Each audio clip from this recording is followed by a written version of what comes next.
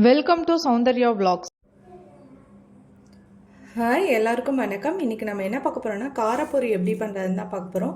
பார்த்திங்கன்னா இது குழந்தைங்க ஈவினிங்க்கு ஸ்கூல் விட்டு வந்ததுக்கப்புறம் ஸ்நாக்ஸாக கூட பண்ணித்தரலாம். இல்லை லீவு நாளில் இருக்கும்போது பெரியவங்களுக்கு செஞ்சு கொடுத்தாலும் ரொம்ப விரும்பி சாப்பிடுவாங்க. இது குயிக்காக டக்குன்னு நம்ம ஒரு 5 மினிட்ஸில் செஞ்சு முடிச்சிடலாம். இது நம்ம ஆல்ரெடி நம்ம பீச்சுக்கு போனாலோ இல்லை துணி கடைக்கோ எங்கேயோ வெளில போனாலும் இந்த காரப்பொரி கண்டிப்பாக வெளியில் வைப்பாங்க.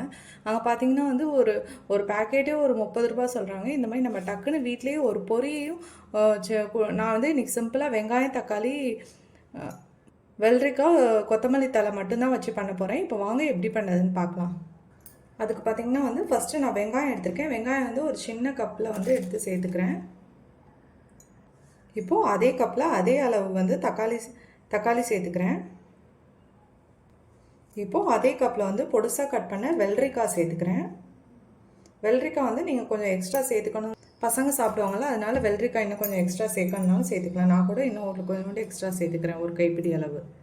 இப்போது இதுலேயே கொஞ்சோண்டு கொத்தமல்லி தழை சேர்த்துக்கலாம். இப்போது இதுலேயே ஒரு 1/2 ஸ்பூன் மஞ்சத்தூள் சேர்த்துக்கலாம்.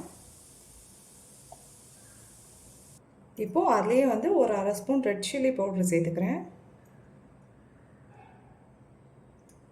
ரெட் சில்லி பவுடர் உங்களுக்கு காரத்துக்கு தகுந்த மாதிரி சேர்த்துக்கோங்க. குழந்தைங்க இருந்தால் கொஞ்சம் கம்மியாக சேர்த்துக்கோங்க, பெரியவங்களாக இருந்தால் கொஞ்சம் கூட சேர்த்துக்கோங்க. நான் பசங்க சாப்பிடுவாங்கன்னு கொஞ்சோண்டு தான் சேர்த்துருக்கேன். இப்போது இதுலேயும் உப்பு தேவையான அளவு சேர்த்துக்கலாம். இப்போ பார்த்தீங்கன்னா அதுலேயும் சும்மா ஒரு 1/4 லெமன் தான் எடுத்திருக்கேன். அதை பிழிஞ்சு விட்டுக்கலாம் அப்படியே.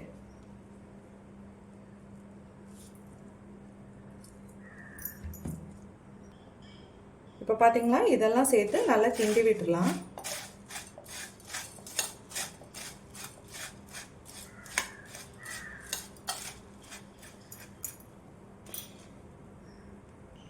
இப்போது நம்மளோட காரப்பொரி பார்த்தீங்கன்னா சூப்பராக ரெடி ஆகிடுச்சு பாருங்கள்.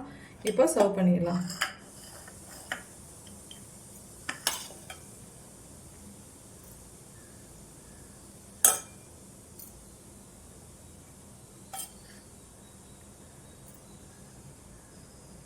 இப்போது நம்மளோட காரப்பொரி பார்த்திங்கன்னா சூப்பராக ரெடி ஆகிடுச்சு பாருங்கள். நீங்கள் இதில் ஓமப்பொடி கூட தூவிக்கலாம். நான் ஓமப்பொடி வீட்டில் இல்லாதனால டக்குன்னு சிம்பிளாக இந்த மாதிரி குழந்தைங்களுக்கு பண்ணி கொடுத்தேன். நீங்களும் இந்த மாதிரி டக்குன்னு வீட்டில் சிம்பிளாக குழந்தைங்களுக்கு செஞ்சு கொடுத்தீங்கன்னா ரொம்ப பிடிக்கும். இதை நீங்களும் வீட்டில் ட்ரை பண்ணி பார்த்துட்டு எப்படி இருக்குன்னு கமெண்ட் பண்ணுங்கள். தேங்க்யூ.